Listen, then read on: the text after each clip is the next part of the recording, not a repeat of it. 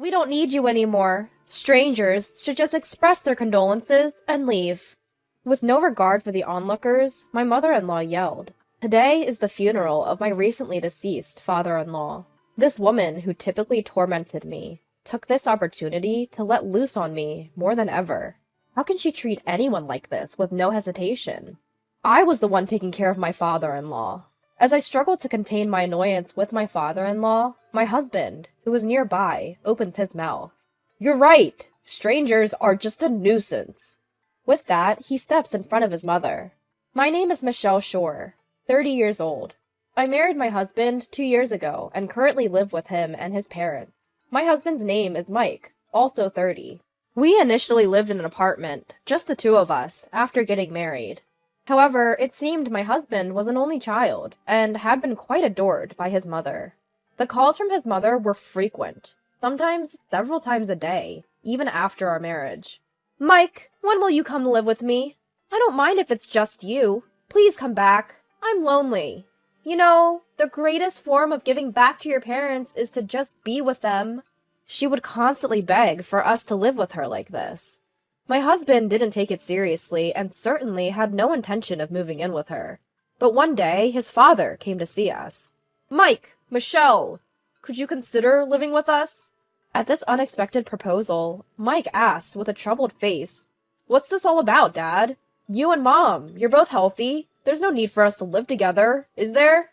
We are physically well, but it's still rough at times for me, mentally. I may have reached my limit living alone with your mother." "What do you mean, Dad?" "Well," after hearing the full story from his father, it seemed that ever since Mike had moved out, his mother's behavior had been progressively getting worse. She would verbally abuse his father and withdraw money from the bank without even asking. When they checked the balance of the bank account they had been saving for their retirement, after a few months, it appeared that she had spent as much as $10,000 without even asking. When confronted, his mother readily confessed, but showed no remorse. What's worse, she had no intention of returning the money, and started complaining that the house has become uncomfortable since Mike left. Having reached his limits, his father made her swear on a written agreement that if she committed any more misdeeds, he would divorce her. Since then, there had been no abusive words or unauthorized spending, but the relationship between the two had not improved, and a cold war continued in their home. That's why his father was asking us to live with them, even for a short while, to ease the tension in their house. That night, my husband and I decided to discuss living with them. He seemed to think that I would be against it, and began by saying, "I understand Dad's feelings, but Michelle, you'd be troubled if we suddenly had to live with them, wouldn't you?" But it's true that your father is having a hard time, right? If there's something we can do, we should do it, shouldn't we? But wouldn't that be hard on you? I'll be fine. Besides, your father is the one who will suffer if we don't do something. We have to help him as soon as possible."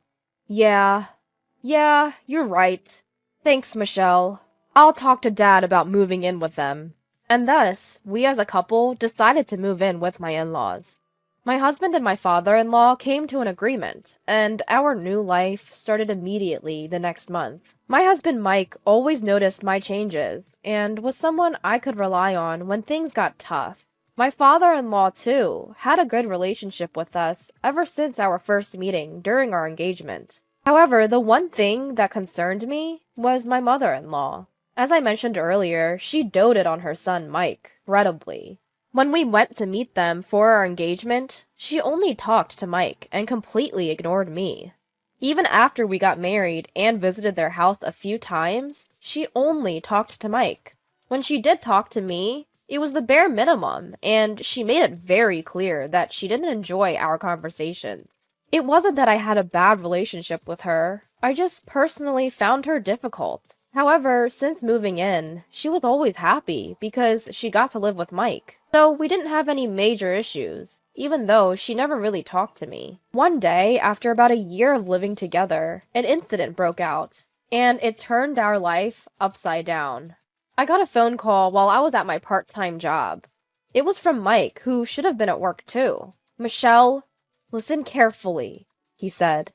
"It seems that Dad has collapsed and been taken to the hospital by an ambulance. What? Dad? I replied. I'm leaving work now and heading to the hospital. What about you, Michelle? Of course, I'm coming too. I'll talk to my manager right now. Okay, let me know when you get to the hospital. I hurried to the hospital and met up with Mike. When we got to my father-in-law's room, he was lying in bed, but turned to us and spoke. Sorry for making you worry, he said with a smile, which gave us a bit of relief. But then I noticed something odd. I looked around and timidly asked him, Dad? Where is Mom? Oh, her. She's at home. Home? Why? I collapsed at home. She didn't even bother to call an ambulance. I had to call them myself. So, she didn't even ride with you in the ambulance? That's right. But don't worry about it. Oh, Dad. The shocking revelation left us speechless. Not only me, but Mike too was turning red with rage. Thankfully, my father-in-law recovered and was able to be discharged after a few days. However, he was diagnosed with advanced cancer, and the collapse had left him with severe paralysis throughout his body, leaving him unable to live alone. The doctor informed us that he needed full-time care, and we were at a loss for words. When Mike relayed this to his mother, she let out a heavy sigh. She acted as if she was being inconvenienced, but Mike and I managed to persuade her, and we all decided to work together to take care of my father-in-law. Mike made a good earning, so I quit my part-time job to dedicate myself to caregiving and house chores. Ever since then, my life centered around caregiving. While it was challenging to adjust to something new, my father-in-law always wore a smile and thanked me, saying, "Thank you."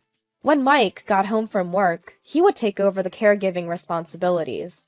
This allowed me to finish preparing dinner and take a bath while enjoying a brief period of freedom. We were living each day in this cycle, making it possible for me to continue providing care without overburdening myself. That being said, it wasn't all smooth sailing. When Mike left for work, my mother-in-law wouldn't lift a finger to help. Moreover, she would become irritated when I was busy caring for my father-in-law and couldn't handle all the housework. One day, unable to bear the situation any longer, I confronted her directly. Mother-in-law, could you maybe help out a bit more? I asked. What? Why all of a sudden? You're so full of yourself, she responded. If you don't want to take care of my father-in-law, I'll do it. Could you at least help out a little with the household chores in return? Shut up! You're only our daughter-in-law. The housework is your job. And of course, so is taking care of him. Wait a minute. We've talked about doing our best to help each other out. You decided that on your own, didn't you? Don't drag me into that. I just wish he would die already. I need the inheritance money. Hold on. How could you say such a thing? Your husband is still... Enough! You're a stranger to begin with. The conversation ended with my mother-in-law calling me disrespectful and leaving. I asked her for help a few more times, but to no avail. I also talked to Mike about it, and he tried to talk to her, but she would always play the victim, making it impossible to have a meaningful discussion. To make matters worse, Mike had to transfer. Upon hearing the news, my mother-in-law gleefully suggested, "Let's put him in a nursing home." But nursing homes are expensive, and she's not working. Given that my father-in-law is physically disabled but still mentally well, is there really a need to put him in a home? After thinking it over many times, I decided to stay behind and continue taking care of my father-in-law. Initially, my mother-in-law made her displeasure quite obvious, but I didn't let that get to me. Despite Mike's concerns, I stood firm in my decision. However, what I didn't realize was how this choice would bring me so much distress. A few months had passed since Mike had started his new assignment elsewhere. On this day, I was going to meet a close friend who lived far away, but was visiting town. I had previously informed my in-laws about this and had arranged for my mother-in-law to take care of my father-in-law for the day. However, just as I was getting ready to leave, my mother-in-law came into my room without knocking and said, "Michelle, I'm going shopping with a friend right now. Could you please take care of the house and him?" Wait, what? I thought I made it clear that you were supposed to take care of my father-in-law today, since I'm meeting up with my friend. Oh, is it? I don't remember. That's so unfair. I've told you days before. You're so annoying. I don't know anything about this. Just be grateful that I'm letting you live here, rent-free. But I was really looking forward to meeting my friend after so long. Even a fool like you has a best friend, huh? Birds of a feather flock together. Don't worry, you'll meet them again soon enough.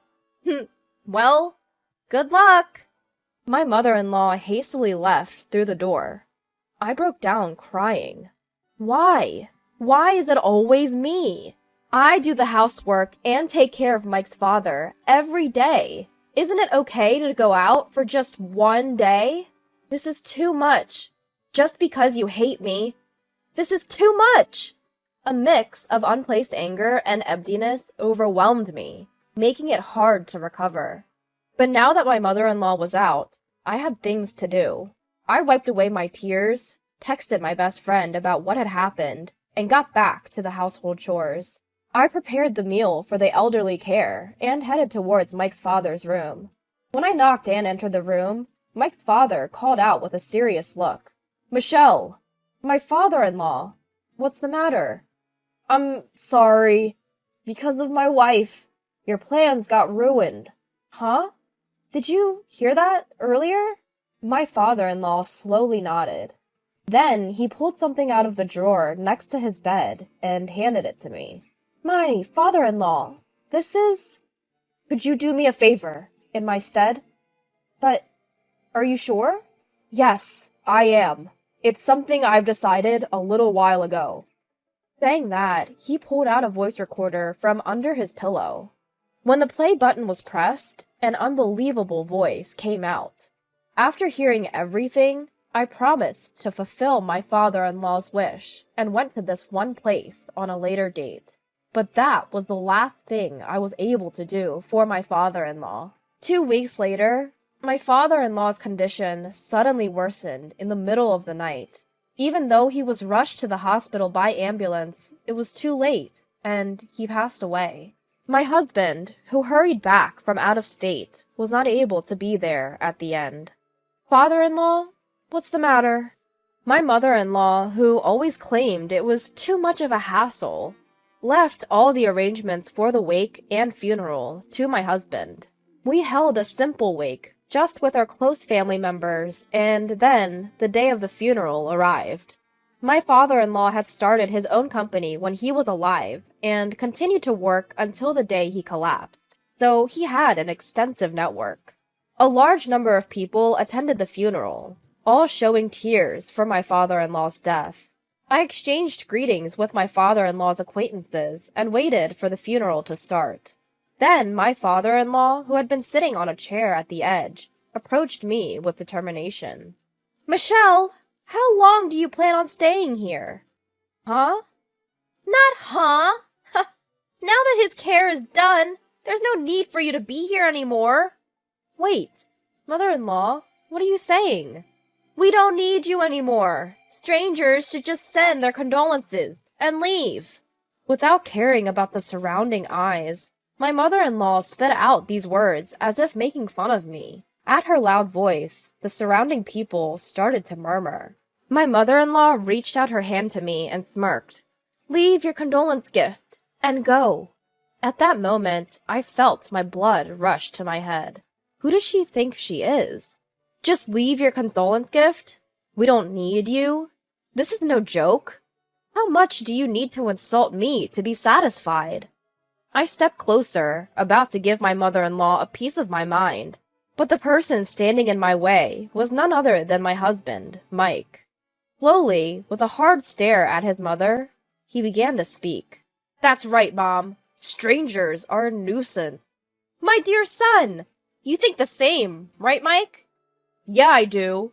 So, could you please leave, Mom? You're not my mother anymore. Just take your stuff and go." "What? Mike, what are you—" Desperately clinging to her son, my mother-in-law's face tightens into a forced smile. Her voice trembles, her disturbance clearly visible. Mike turns to me, trying to convey something. Understanding his intention, I explain the situation to my mother-in-law. Mother-in-law? No! Margaret, please, leave immediately. What did you just say? In your position as a daughter-in-law? I'm no longer your daughter-in-law. I'm a complete stranger. What are you talking about? You're not planning to steal that man's inheritance, are you?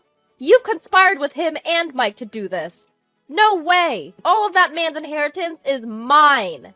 No, it's not anything like that. After all, you're not getting a single penny of the inheritance. With the facts laid out clearly, my mother-in-law stares at me, wide-eyed. For some reason, she grabs my collar and raises her voice. Don't mess with me! Always saying whatever you want. I don't want you deciding the distribution of that man's inheritance. It's your husband's will. Oh, really? And? I don't care about his will. As his wife, I'm guaranteed a share of the inheritance. You won't get it. After all, you're divorced from my father-in-law. What? Yes, my mother-in-law is already divorced from my father-in-law, and I was the one who submitted the divorce papers. That day, my father-in-law showed me his divorce papers. Previously, he had made a pact saying, "The next time you commit a misdeed, we'll get a divorce." Out of precaution, he had apparently made my mother-in-law sign the divorce papers. She continued to torment me, even ruining my plans with my best friend. When my father-in-law found out, he was as furious as if it had happened to him. On top of that, she secretly entered my father-in-law's room to steal money, showering him with horrible words like, "Die already! Just pass on and leave the inheritance," etc. These cruel words were recorded by a voice recorder that my father-in-law had hidden by his bedside. Once I finished explaining all of this, the color drained from my mother-in-law's face. In front of her, Mike presented the divorce certification. To my mother-in-law, who was left speechless, I said one last cold sentence. Do you understand? You were long since abandoned by my father-in-law. It's just horrible that you trampled over the feelings of such a kind man. Wait a minute! Without his inheritance, how will I live? You've got to be kidding. Someone as lowly as you have no right to inherit the legacy left by my father-in-law. You should be thankful you've been able to live freely until now. From now on, you'll live a lonely life on a meager social security check. I'll never help you. I hope you suffer more than my father-in-law did when he was sick, and struggled to survive. With these words, my former mother-in-law left, crying. The funeral commenced shortly after, but she never returned. After the funeral, I returned home, but she was nowhere to be found. I packed my belongings and moved to my husband's place. Since we deleted my former mother-in-law's number, we have no idea what kind of life she's living now. Even if she were in trouble, we would not help her. Of course, we have no intention of seeing her either. After the move, Mike and I bought a small Christian shrine and decided to place a picture of his father. I started looking for part-time work nearby, and we returned to our dual income lifestyle. It's busy, but quite fulfilling. Bye, Dad. I'm off now, Mike said. I'm leaving too, father-in-law, I also said, and left. Every morning, we do this, paying respects to the picture of Mike's father before we head to work. It seems like the man in the photo is smiling back at us.